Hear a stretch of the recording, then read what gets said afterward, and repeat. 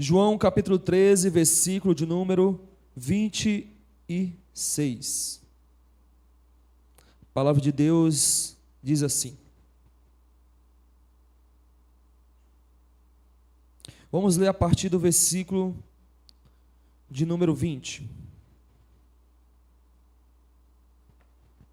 Em verdade lhe digo que quem recebe aquele que eu enviar, recebe a mim.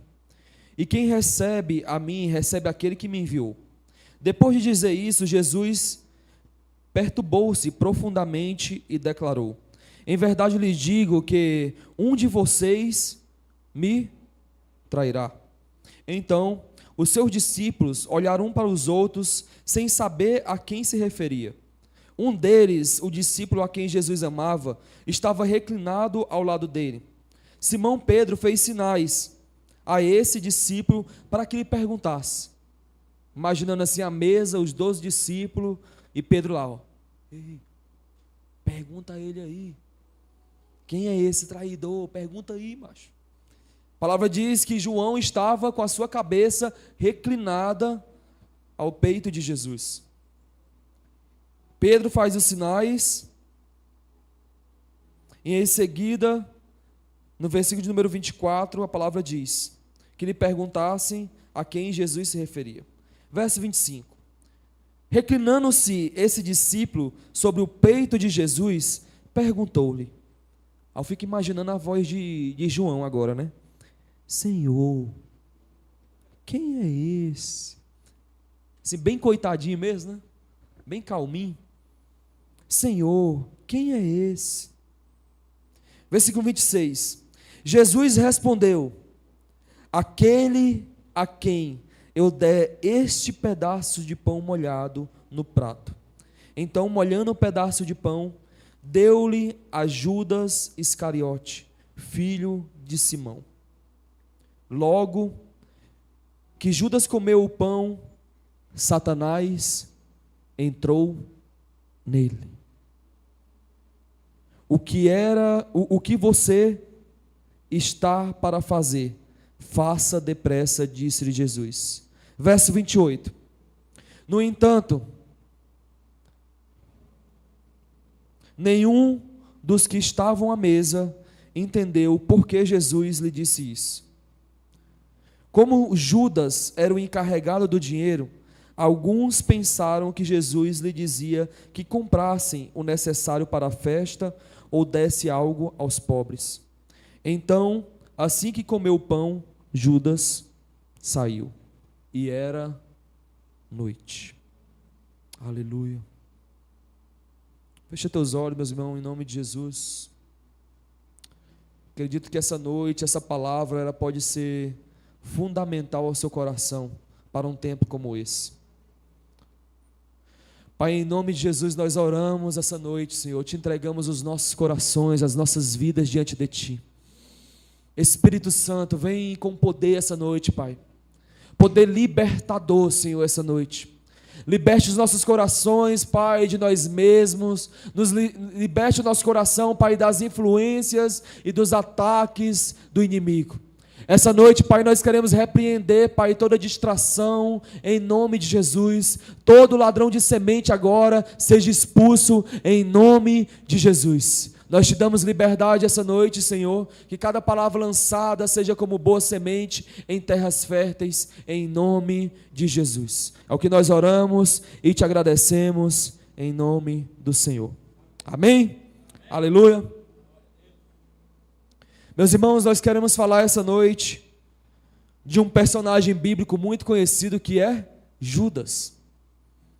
Nós temos um retrato de Judas como traidor, não é verdade? Nós temos um retrato de Judas como aquele a quem traiu Jesus, o ganancioso Judas. E essa noite nós vamos... Irmão Luiz, fecha por favor a cortina.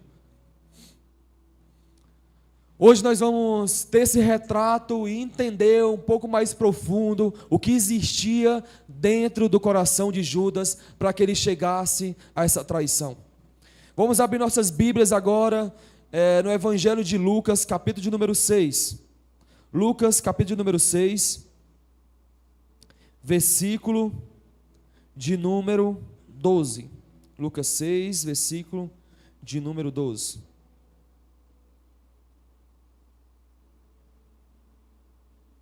A palavra de Deus diz assim: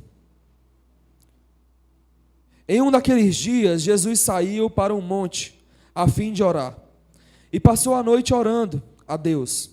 Ao amanhecer, chamou os seus discípulos e escolheu 12 deles, a quem também designou apóstolos: Simão, a quem deu o nome de Pedro; André, o seu irmão; Tiago, João, Felipe, Bartolomeu, Mateus, Tomé, Tiago, filho de Alfeu; Simão, chamado Zelote; Judas, filho de Tiago; e Judas Iscariotes, que veio a ser o traidor. Em outra tradução, quer dizer, em outro evangelho, no evangelho de Marcos, no capítulo 3, versículo de número 13, versículo de número 19, diz assim, 3:19, Marcos. Nós vamos passear um pouquinho na palavra, eu peço que os irmãos prestem bastante atenção em nome de Jesus. Versículo 19 é o mesmo retrato da escolha dos discípulos. Só que Marcos ele traz a mensagem da seguinte forma: e Judas Iscariote, que traiu Jesus. Tanto Marcos como Mateus trouxeram a mesma mensagem, dizendo Judas Iscariote, que traiu Jesus. Somente Lucas traz no evangelho, dizendo assim, Judas Iscariote, aquele a quem veio a ser o traidor. Ele traz um retrato diferente, e eu gostei dessa forma que Lucas traz essa interpretação, porque ele traz uma mensagem não intitulando Judas como um traidor, mas dizendo aquele que viria trair Jesus. Os outros evangelhos trazem um retrato já rotulado de Judas, o traidor. Mas só, meus irmãos, se a gente parar um pouco para pensar, analisando o contexto da escolha dos apóstolos, a palavra de Deus diz que Jesus estava orando toda uma noite no monte. Quando ele desce daquele monte, ele chama alguns discípulos. A palavra diz que ele escolhe 12 discípulos. Se ele fez a escolha de 12, é porque o número é maior do que 12. Ele separou 12 homens direcionados por Deus. Depois de uma noite de oração, Jesus, impulsionado pelo Espírito, escolhe 12 apóstolos. E esses 12 homens foram escolhidos por uma direção clara de Deus. E dentre eles estava Pedro, João, Tiago, todos esses homens que você conhece. E por fim, Judas, o traidor, ou aquele que iria trair Jesus. Eu tenho absoluta certeza de que Jesus já sabia do futuro de Judas. Concordam comigo? A soberania de Deus, e por Deus não ser preso a tempo, ele está tanto no passado, no presente, como também está no futuro. Jesus já sabia o que iria acontecer com Judas. Assim como também já sabia o que iria acontecer com Pedro. Mas esses homens que andaram lado a lado com Jesus, e lado a lado um com os outros, tinham um retrato diferente. Marcos, que não era um dos 12 apóstolos, ele veio entrar depois numa viagem missionária. Ele escreveu esse livro de Marcos, o Evangelho, por relatos que ele ouvia dos apóstolos. Assim como Mateus também andou junto com Jesus e junto com os outros, trouxe a mesma mensagem. Mas Lucas ele traz esse retrato, dizendo aquele que iria vir trair Jesus. O interessante, meus irmãos, é que quando Jesus escolhe aqueles homens, Jesus escolheu aqueles homens sabendo das suas personalidades, sabendo dos seus temperamentos e sabendo dos seus pecados passados, presentes e pecados futuros. Jesus escolheu aqueles homens mesmo falhos, depois de uma direção clara de Deus. E eu também tenho absoluta certeza de que Deus não erra nas suas escolhas. Deus não erra nas suas escolhas, amém?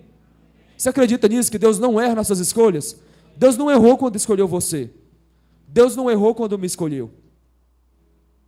A direção é clara de Deus. Aqueles 12 homens, diferente um dos outros, com pecados diferentes um dos outros, porém com um destaque maior para Judas, titulado como traidor. Porém, meus irmãos, Lucas, ele vê Judas não com o rótulo de traidor, mas por a situação que ele traiu Jesus mais na frente. E é sobre isso que eu queria falar com vocês essa noite. Antes de Judas se tornar um traidor, Judas foi um homem escolhido por Deus.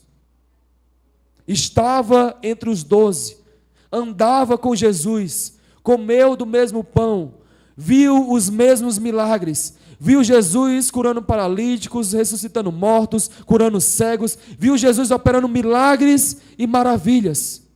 O mesmo homem que viu Pedro andar sobre as águas se tornou, um tempo depois, um traidor.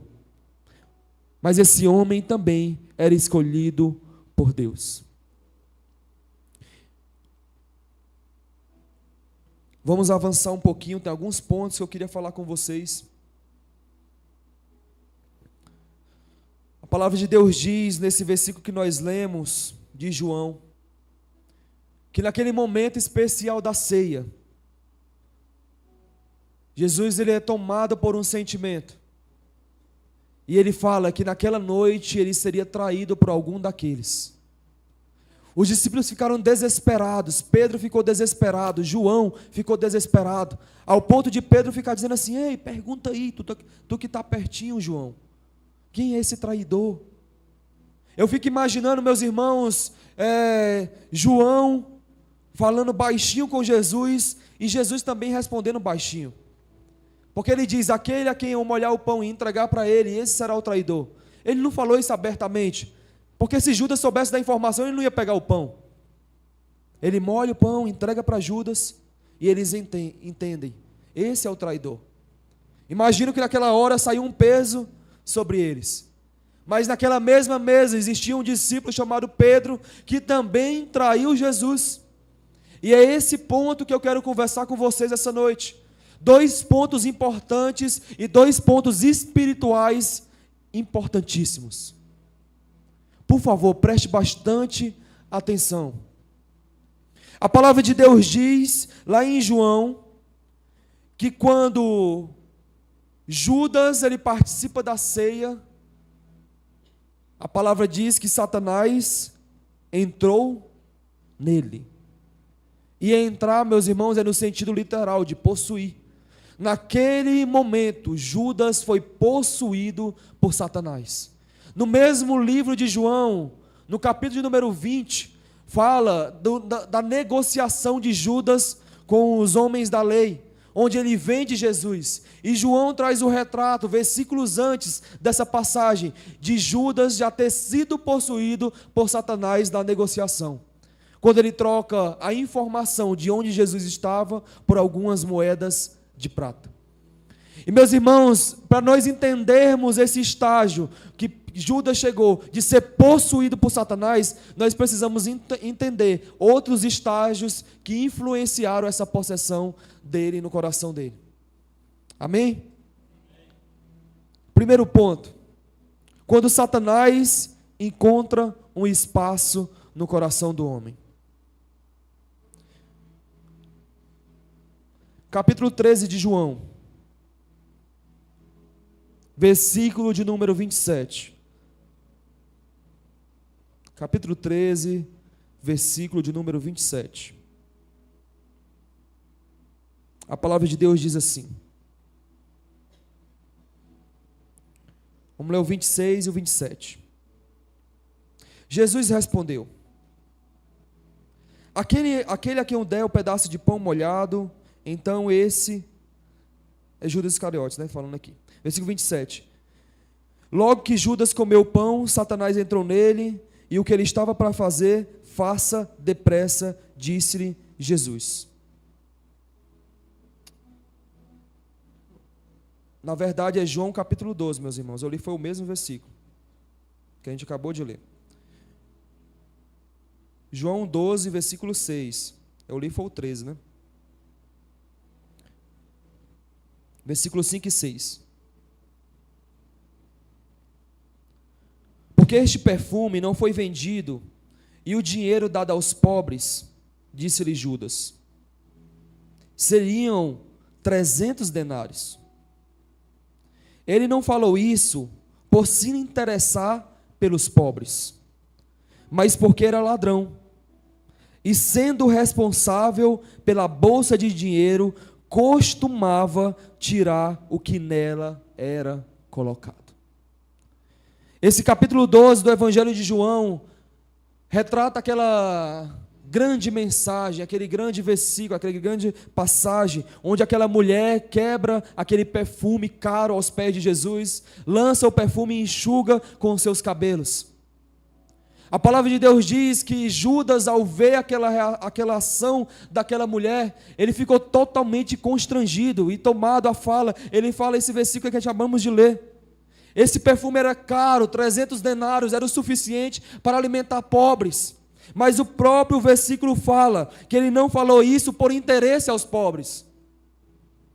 Ele falou isso porque era ladrão. Meus irmãos, entre os 12 discípulos, existia um deles que era cobrador de impostos, que era Mateus.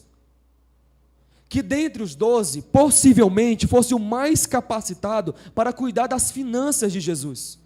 Jesus também tinha a sua coleta. As pessoas abençoavam o ministério de Jesus e tinha alguém responsável por receber esses recursos.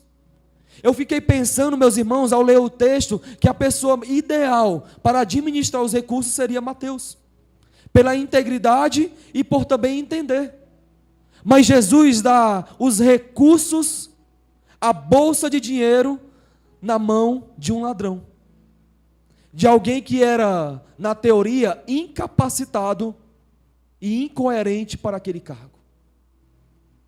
Aqui nós vemos, meus irmãos, uma prova de Deus com o nosso coração. Aqui nós vemos uma prova de Deus com o coração de Judas.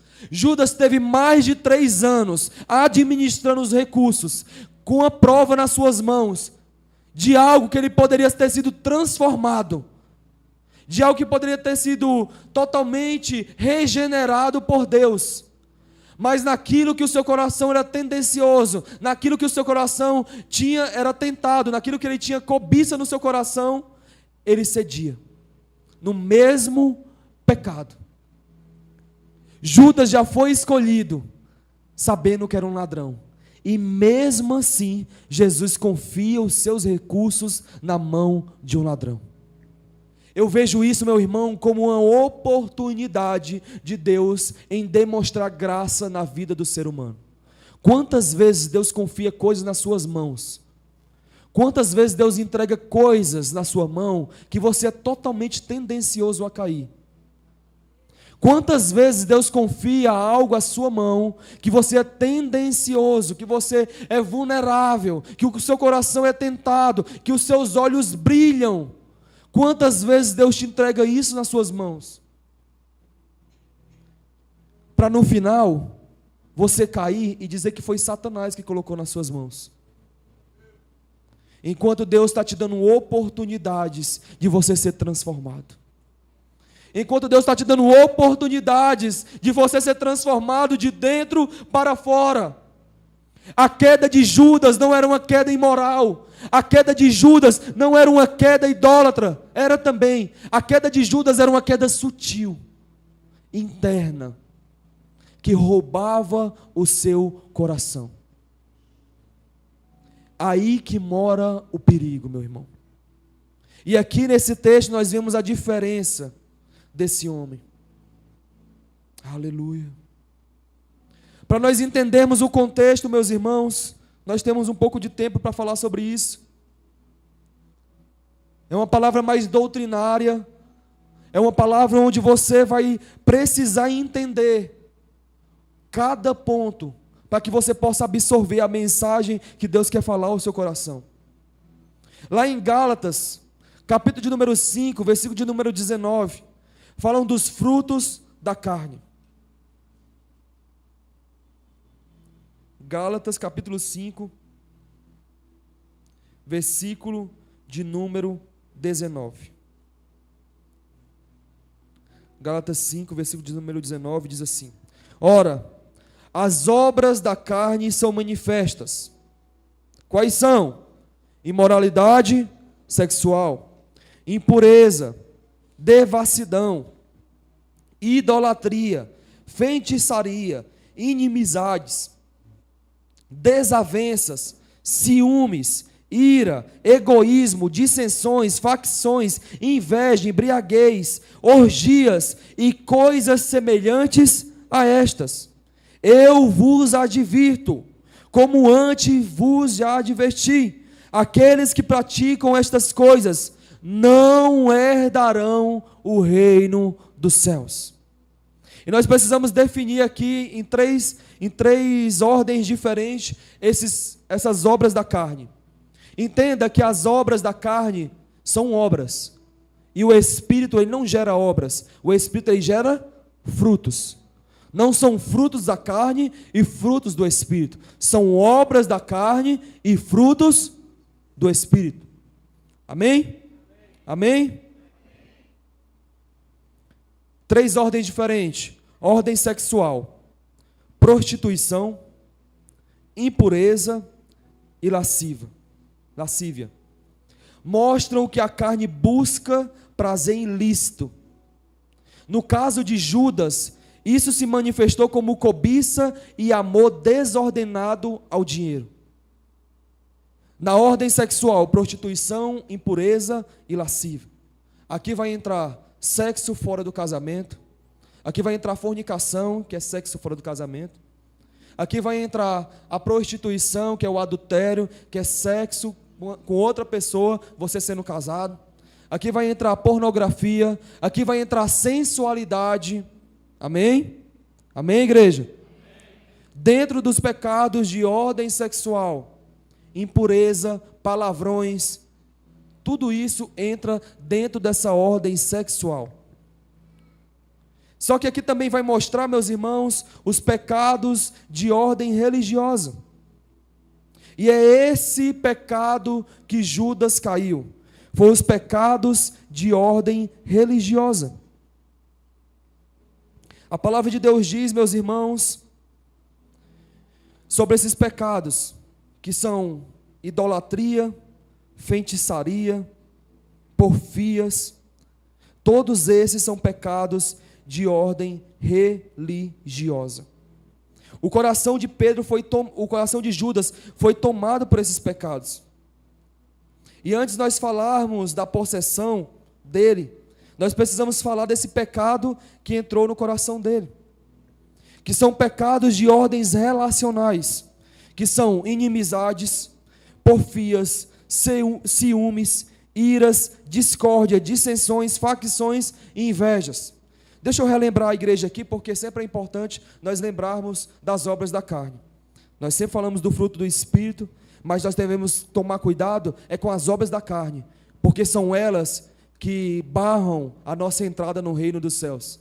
A palavra diz que aqueles que cometem tais coisas, não é aqueles que cometem somente de ordem sexual, quem comete tais coisas não herdarão o reino dos céus.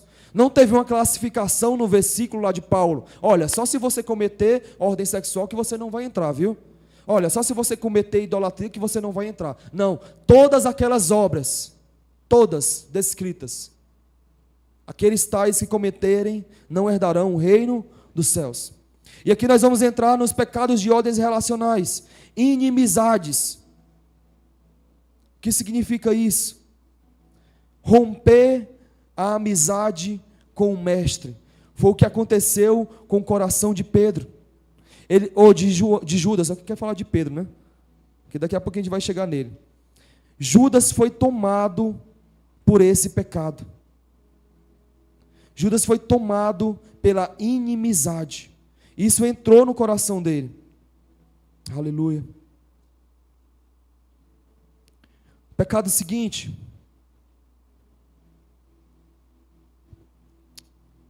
Achando aqui no sermão, meu irmão. Está aqui. Inimizade, que é hostilidade, ódio contínuo, porfias, contendas e disputas constantes. Contendas e disputas constantes. Ciúmes, inveja ardente, zelo amargo. O significado de ciúme, se você olhar lá no original, na Bíblia Strong, tem lá zelos. Ciúmes, zelos. O que me chamou a atenção, o que eu não tinha parado para perceber ainda, desse original dessa palavra, é que o ciúme, ele causa uma inveja ardente. E esse ciúme não está relacionado somente no relacionamento de homem e mulher, marido e mulher. Está em todos os campos, em amizades, em relacionamentos dentro da empresa, com os colegas de trabalho, dentro da igreja, com os irmãos. Relacionamento em todas as áreas. Esses zelos, que é o significado de ciúmes, inveja ardente e zelo pelo que é amargo. Olha a profundidade disso, igreja. O que comete tais coisas não herdarão. Em seguida, iras, que são explosões de raiva. Nós falamos um pouco sobre isso lá no GC Hero. Comentamos um pouquinho, não foi? Foi, Claudemir? Um pouco sobre a ira. Os irmãos compartilharam.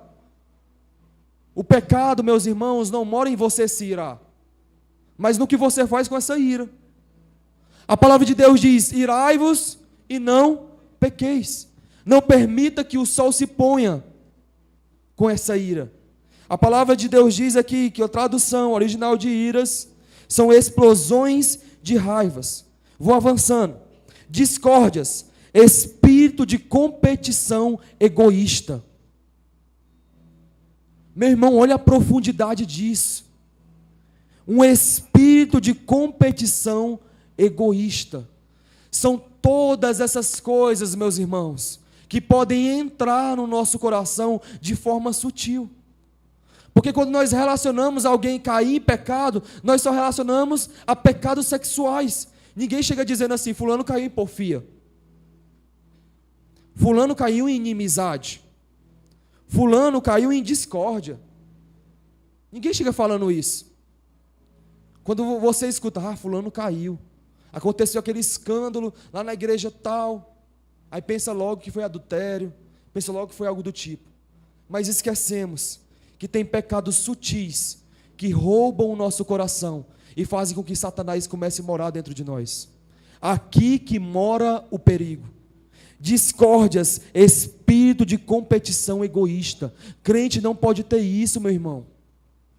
Se você é um cristão em Jesus, se você ama Jesus, não pode habitar discórdia dentro do seu coração, um espírito de competição egoísta. Tira isso do seu coração.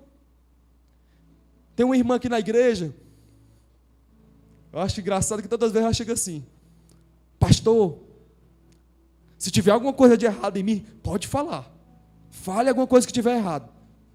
Pode discordar de mim, pode me repreender, pode me corrigir, porque eu quero morar no céu. Eu acho muito legal isso. Porque não está preocupado somente com as grandes coisas externas, do que pode dar errado, mas das coisas internas, que nós observamos nos relacionamentos. São relacionamentos interpessoais, de pessoas para pessoas, que nós enxergamos, que às vezes tem no coração do outro uma discórdia. Que às vezes tem no coração do outro uma inimizade. E meu irmão, se você continuar com isso, se eu continuar com isso, até a volta de Jesus, até eu morrer, corre um grande perigo de não herdarmos o reino dos céus. Coisas sutis que fazem com que Satanás habite dentro do nosso coração. Dissensões são divisões e rachas. Meu irmão, que perigo! Rachas, facções, grupos divididos. O meu grupo, a minha panela. Meu irmão, o GC é grupo de crescimento. É para nós crescermos juntos, em unidade. Em unidade. É dentro desse grupo que você cresce um com o outro, que você compartilha um com o outro, onde você compartilha as dores, onde você é cuidado, onde o seu líder se importa com você, onde o seu líder compartilha uma palavra com você. É dentro de um grupo de crescimento. É por isso que é intitulado Grupo de Crescimento. Para você crescer em Jesus. Quando chegamos aqui, somos um grande corpo. Não é um grande grupo. Aqui não tem essas divisões. Lado A, lado B, lado C, lado D. O meu grupo, o meu ministério, minhas pessoas. Competições egoístas. A palavra de Deus diz: divisões e rachas são dissensões. E um crente não pode ter isso no seu coração. Porque começou com Judas dessa forma, com coisas bem pequenininhas que foi roubando o seu coração. Mais 2 pecados de ordem interpessoal: facções, partidos, seitas, divisão em grupos ortis. Esse aqui é bem fácil a gente associar, né? No Ceará, né? Sobral é bem fácil a gente associar, né? São partidos, seitas, grupos independentes. Aqui só entra se partilhar dos mesmos pensamentos. Aqui só entra se tiver o mesmo coração. Outro pecado de ordem interpessoal, e esse é o último: invejas, que é tristeza pelo bem alheio, desejo de possuir o que o outro tem. Tão básico, né, meus irmãos? Tão básico. Mas isso tem roubado o nosso coração. Isso são pecados que a gente vai cometendo. E se nós não cuidarmos disso, chega a um ponto que aquilo toma o nosso coração e causa uma prisão dentro de nós. E essa prisão, meus irmãos, ela causa um endurecimento de coração.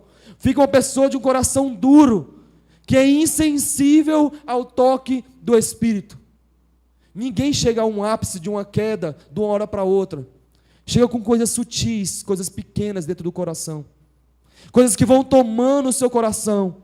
Pequenas competições bestas, pequenas divisões, pequenos pensamentos, pequenas invejas, pequenos ciúmes, pequenas iras. Vai tomando o coração. E é tão sério quanto um pecado de ordem sexual.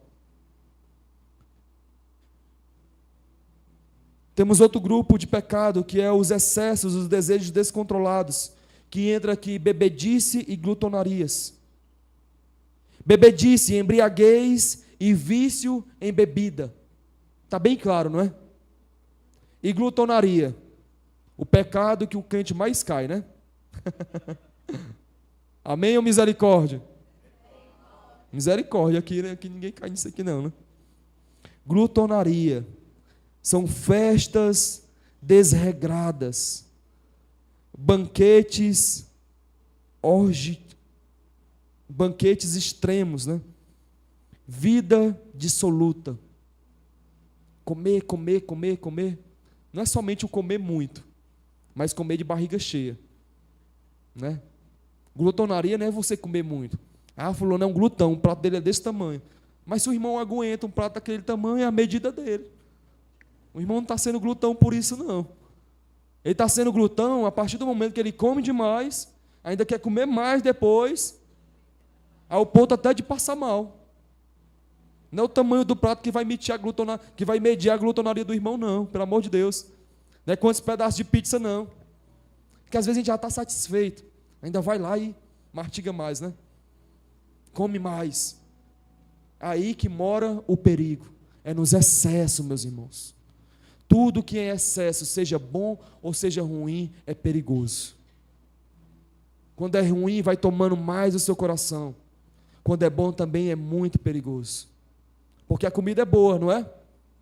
Sim ou não? Sim ou não, igreja? Vocês estão atentos? Amém? Vamos chegar lá onde foi a queda de Judas. Aqui nós falamos desses 3 grupos diferentes. Faltou um, que é os pecados religiosos, que é idolatria e feitiçaria. Idolatria, culto a ídolos, adoração a qualquer coisa no lugar de Deus. Adoração a qualquer coisa no lugar de Deus. Isso é idolatria. Tudo aquilo que você cultua, que toma o coração de Deus, se torna uma idolatria. Nós associamos idolatria somente aos nossos irmãos católicos, por terem uma imagem, é um idólatra. Mas quantos de nós também estamos pecando com idolatria dentro do nosso coração? Com imagens de nós mesmos sendo levantadas, com imagens de dinheiro, de posses, de bens, de cargos, com imagens de influência, com imagens de alguma coisa, vem tomando o nosso coração. Idolatria. Outro pecado de ordem religiosa, feitiçaria, uso de artes ocultas, magia, manipulação espiritual, meu irmão. Também ligado ao uso de drogas em rituais. Feitiçaria. A gente acha que feitiçaria é só macumba, não é? Acha que feitiçaria é só isso. A bruxaria representa isso. Manipulação espiritual, meu irmão, também é uma feitiçaria. E isso é sério e isso é profundo. O pior tipo de manipulação que existe é a manipulação crente. Porque a manipulação do ímpio, nós já identificamos de cara que ele está querendo manipular. Mas a manipulação do crente, ela envolve Deus. Coloca Deus na história. Espiritualiza a coisa. Manipula. E isso é feitiçaria. Isso é feitiçaria. Rebeldia e feitiçaria estão no mesmo peso de medida. Aleluia. Deus, Ele quer tratar isso dentro do nosso coração, igreja, amém? O coração de Judas, ele foi tomado por esses pecados. O dele foi a idolatria, que foi o amor excessivo ao dinheiro. Não é errado você ter dinheiro, não é errado você trabalhar, ser próspero, você ter muito, ser milionário, bilionário. Tem nada de errado com isso, e Deus não tem nenhum problema com isso. Porque nós achamos que Deus é um São Francisco. Achamos que tem uma teologia são franciscana. São franciscana, né? Franciscana. Achamos que Deus é somente assim. Mas Deus não tem nenhum problema se você tem muito e se você tem pouco. O problema está no que você faz com muito e também no que você faz com pouco. Porque você pode ser idólatra tão quanto você tendo pouco no seu coração. Você pode amar tanto o dinheiro mesmo tendo pouco. Você pode amar tanto o dinheiro quanto nós julgamos, porque o que tem muito, ama muito o dinheiro, porque tem muito dinheiro. Mas o que tem pouco, não ama o dinheiro porque não tem. É idolatria da mesma forma. Lá na Torre de Babel, Deus não se preocupou porque eles estavam querendo chegar até o céu com a torre. Naquela construção que eles queriam chegar até o céu. A preocupação foi quando eles decidiram ser igual ao Senhor. Aí Deus confundiu a língua deles. Aí Deus causou uma confusãozinha entre eles. Deus julga as nossas intenções, meus irmãos. Deus julga todas as nossas intenções. Amém? Amém, igreja? Amém. E finalizando essa parte, para nós entrarmos no pecado que entrou no coração de Judas. Nós lemos naquele versículo que Judas queria vender aquele perfume para dar aos pobres. E o versículo mostrou que a intenção dele não era abençoar os pobres. É porque ele amava o dinheiro. O mesmo pecado que levou ele a vender Jesus. Vendeu Jesus por 30 moedas de prata. O amor ao dinheiro fez com que o coração de Judas fosse possuído por Satanás. Mas isso não começou da noite para o dia. Isso começou com pequenas influências. E agora é esse ponto que eu quero falar com você. Capítulo 16 e versículo 23 de Mateus. Por favor, Felipe. Os irmãos estão entendendo? É um culto de doutrina hoje, né? Jesus virou-se e disse a Pedro: para trás de mim, Satanás. Você é uma pedra de tropeço para mim, pois não pensa nas coisas de Deus, mas nas coisas dos homens. E aqui nós vamos entrar agora em outra figura, para nós entendermos essa influência do diabo e como ele começa. Esse mesmo Pedro que nesse momento foi usado por Satanás, foi o mesmo Pedro que momentos antes estava sendo usado por Deus. Que teve uma grande revelação do céu ao ponto de dizer para Jesus que ele era o Messias, o enviado de Deus. É tão tal que Jesus olha para Pedro e diz assim: não foi carne nem sangue que te revelou, mas foi o Pai que está nos céus. Naquele momento Pedro teve uma revelação do céu. Versículos depois, no mesmo livro, no mesmo capítulo, Pedro é usado por Satanás. E Jesus fala: para trás de mim, Satanás. Mas nesse momento, Pedro não foi possuído por Satanás. Ele foi influenciado por ele em suas falas. É por isso que Jesus fala: para trás de mim, Satanás, você é uma pedra de tropeço para mim. Qual era a mensagem de Pedro para Jesus aqui? Jesus estava falando que ia para a cruz, que não tinha mais muito tempo com eles. Aí Pedro vira e diz assim: não, Senhor, o Senhor não vai passar por isso não. O Senhor não vai passar por essa cruz não, Senhor. Aí Jesus repreende na mesma hora: para trás de mim, Satanás. Jesus repreendeu Pedro pela influência maligna que ele estava tendo naquele momento, em dar lugar para Satanás, para usar a sua boca, para proferir algo que não era o propósito de Deus. Tão bom se nós aprendêssemos com Jesus, né, meus irmãos? Tão bom se a gente aprendesse rápido com Jesus. Uma influência maligna vem e Jesus corta na hora. Dá um tramontina na hora, né, irmão? Para trás de mim, Satanás. Às vezes você está em mesas escutando influências do diabo sobre você e você está lá.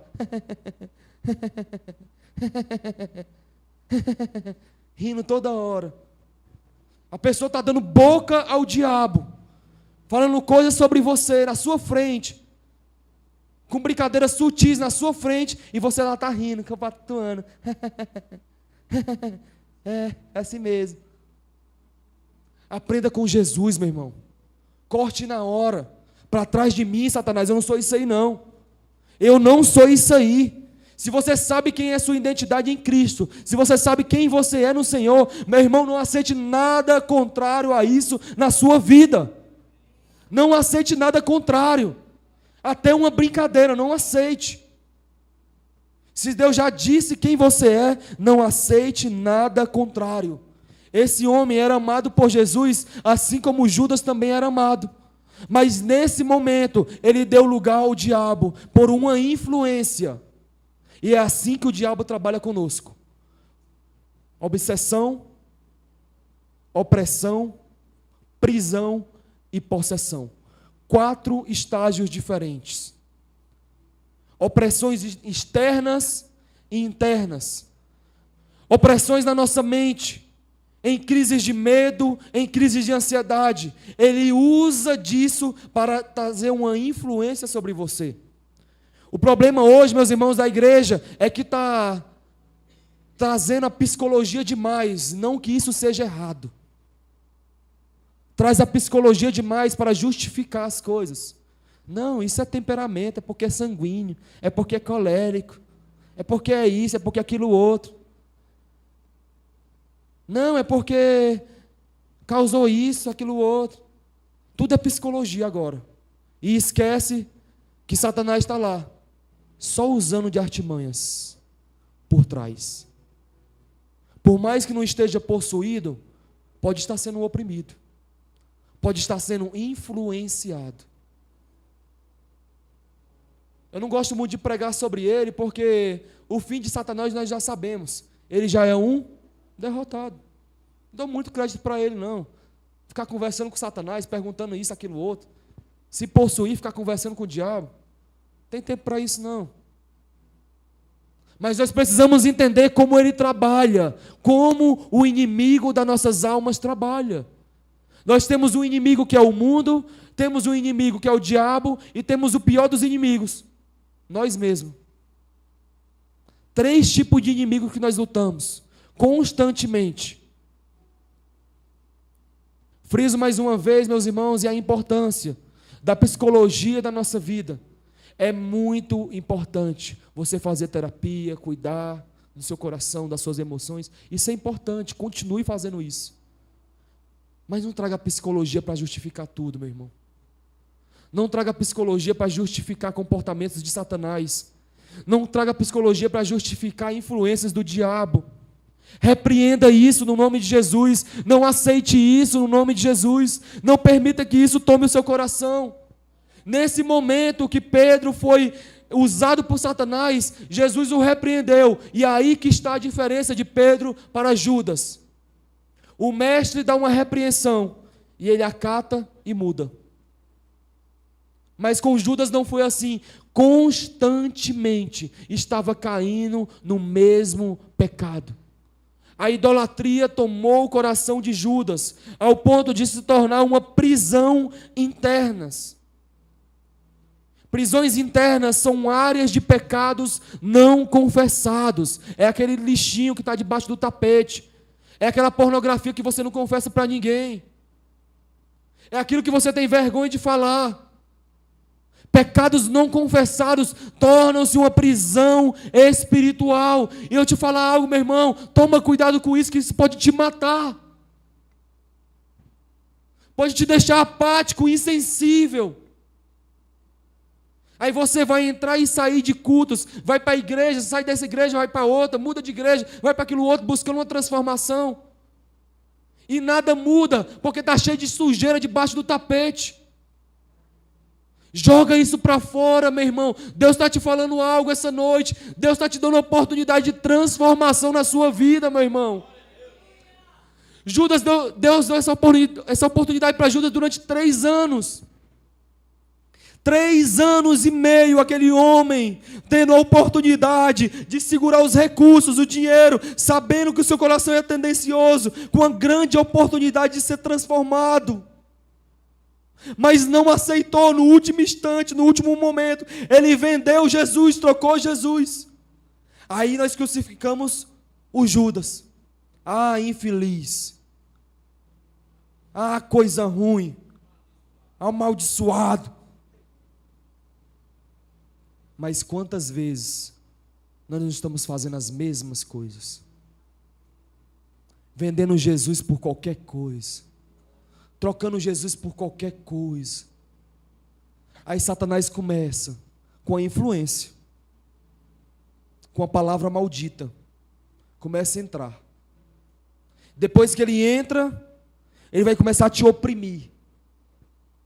Aquelas pressões, sabe, diárias. Repreenda isso, meu irmão, em nome de Jesus. Repreenda isso quando estiver no seu dia aí, quando você entender que tem alguma coisa fora do normal. Começa a repreender em nome de Jesus. Vai lá no banheiro do teu trabalho. Senhor, em nome de Jesus, eu repreendo esse pensamento agora. Eu repreendo esse medo, eu repreendo essa ansiedade, eu repreendo essa dor que eu estou sentindo, essa pressão na cabeça. Nós sentimos isso constantemente, porque nós estamos em um mundo real, fisicamente, e também um mundo real espiritualmente. Existe uma opressão do diabo contra nossas vidas, dardos inflamáveis do maligno. Dardos inflamáveis. Em uma guerra, os romanos utilizavam de dardos inflamáveis para lançar, não com o destino de alcançar uma pessoa, literalmente. O dardo inflamável, ele atingia um local, e quando o dardo atingia o local, ele explodia, e tinha fogo, e começava a queimar quem estava próximo, ou tentar fazer com que os soldados fossem apagar aquele fogo. Em uma guerra, um dardo inflamável é tão perigoso porque ele tira a atenção dos soldados, os distrai ao ponto de eles olharem para aquele fogo e tentar apagá-lo, ou tentar se desviar daquele fogo. E essa distração é tempo suficiente para o exército inimigo atacá-los. É por isso que Paulo fala sobre dardos inflamáveis. A gente pensa que o dardo está vindo e está atingindo aqui, mas às vezes o dardo está atingindo bem aqui, ó, entre mim e o meu irmão. O dardo está atingindo entre marido e mulher, entre filho e pai, entre igreja, entre os irmãos. Dardos inflamáveis do maligno. Ele joga O trabalho dele é esse. E ele não se cansa. Ele está trabalhando constantemente para aprisionar almas, aprisionar pessoas, trazer essas influências. E aqui nós vamos caminhar para finalizar, meus irmãos. Essa grande diferença, meus irmãos, é que Pedro ele foi influenciado pelo diabo. E Judas teve a posse completa do diabo. Judas passou pela opressão, pela influência, pela prisão e, por fim, a possessão. Passou por todos os estágios. Não espere chegar no último estágio, meu irmão. Ah, mas eu sou crente e o diabo não me atinge. Verdade. A palavra também nos assegura sobre isso. Lá em 1 João, capítulo 4, versículo de número 4. Primeira carta de João 4, versículo 4. Nós vamos finalizar. Amém, igreja? Amém. Não estão entendendo? João, capítulo 4, versículo 4. Filhinhos, vocês são de Deus, os venceram. Porque aquele que está em vocês é maior do que aquele que está no mundo. Maior é o que está dentro de nós do que aquele que está no mundo. Quem tem o Espírito de Deus dentro de si não consegue ter espaço para o diabo. Mas em que ponto chega o diabo de tomar uma pessoa como possuída? Quando as opressões vêm, a pessoa não sabe lidar, em seguida começa a dar lugar, através de brechas, pecados não confessados se tornam uma prisão, e depois disso o coração fica duro, insensível a Deus. Aí o espírito vai sendo apagado, apagado, apagado, apagado, ao ponto que as brechas são dadas e o diabo toma posse e possui aquela pessoa. Os estágios são esses. Pedro foi influenciado, Judas também. Mas deixa eu te dar uma boa notícia para a gente terminar. Colossenses, capítulo de número 1, versículo de número 13. Jesus veio para libertar os oprimidos pelo diabo. Jesus veio para libertar os oprimidos pelo diabo. Veio para expulsar demônios, curar enfermos. Essa foi a missão de Cristo e continua como nossa missão. Colossenses capítulo número 1, vamos ficar de pé em nome de Jesus. Os meninos podem vir.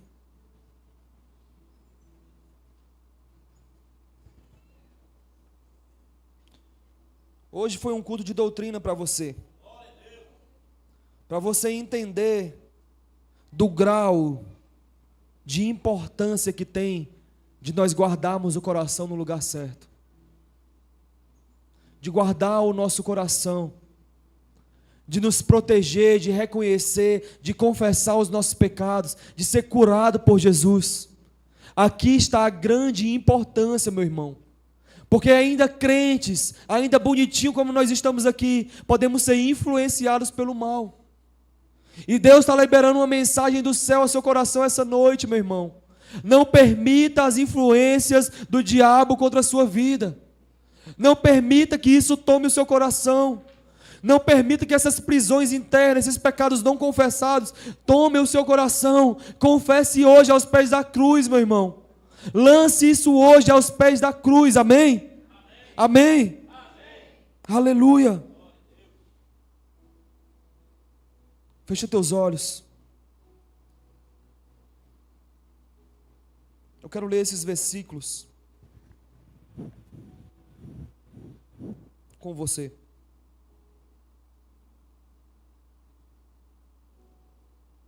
Aleluia.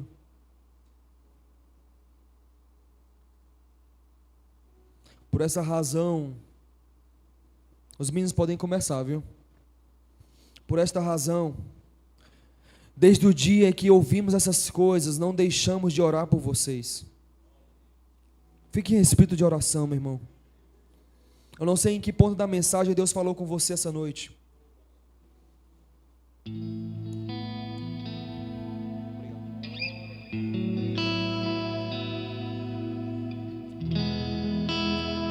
Eu não sei em que ponto da mensagem Deus falou com você essa noite, meu irmão. Mas Paulo está falando aqui nesses versículos, ainda em espírito de oração, de intercessão. Paulo, ele ora: não deixemos de orar por vocês. Pedimos que sejam cheios do conhecimento, da vontade de Deus, com toda a sabedoria e entendimento espiritual, para que vivam de maneira digna do Senhor, agradando-lhe em tudo. Assim vocês frutificarão em toda boa obra e crescerão no conhecimento de Deus. Estou declarando essas verdades sobre sua vida, meu irmão. Assim como Paulo orou, assim eu estou orando essa palavra sobre a sua vida, meu irmão. Em nome de Jesus, assim vocês frutificarão em toda boa obra e crescerão no conhecimento de Deus. Serão completamente fortalecidos com seu glorioso poder, para que tenham grande perseverança e paciência, e darão graças ao Pai com alegria, porque nos tornou dignos de participar da herança dos santos no reino da luz. Pois Ele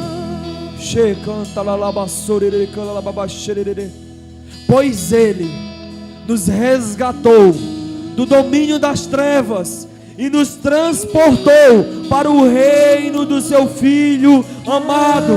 Nele temos a redenção e o perdão dos pecados. Ele é a imagem do Deus invisível, o primogênito sobre toda a criação, pois por meio dele foram criadas todas as coisas no céu e na terra, as visíveis e as invisíveis, sejam tronos, sejam soberanias, que poderes, que autoridade. Todas essas coisas foram criadas por Ele e para Ele. Ele é antes de todas as coisas, por meio dele tudo subsiste. Ele é o cabeça do corpo, que é a igreja. Ele é o princípio, o primogênito dentre os mortos, para que em tudo tenham a supremacia, pois foi do agrado de Deus que nele habitasse toda a plenitude, e por meio dele reconciliasse consigo todas as coisas, tanto as que estão na terra quanto as que estão nos céus, estabelecendo a paz por meio do seu sangue derramado na cruz.